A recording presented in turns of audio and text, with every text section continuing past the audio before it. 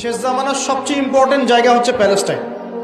শেষ জামানার যত বড় বড় ঘটনাগুলো ঘটবে, ইমাম মাহাদির আগমন, মুসলিম বাহিনীর বিজয়, জেরুজালেম পুনরুদ্ধার, ইসলামিক খেলাফত প্রতিষ্ঠা, ঈসা আলাইহিস সালামের আগমন, সব ওই জায়গাকে কেন্দ্র করে।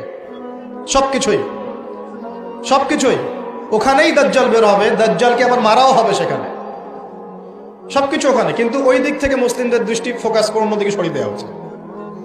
ফিলিস্তিনিদেরকে দেখলেই গুলি মেরে দিতে বলা হয়েছে, দেখেছেন? দেখেন নাই মনে হয়? আমরা যে মসজিদটা দেখেছি আল আকসা, দেখেছেন? এই আকসাকে সরিয়ে দিয়ে সেখানে থার্ড টেম্পল নির্মাণ করার প্ল্যান হচ্ছে। মানে এই যে থার্ড টেম্পল তো বোঝেন না, হাইকেলে সুলাইমানি, মানে ওরা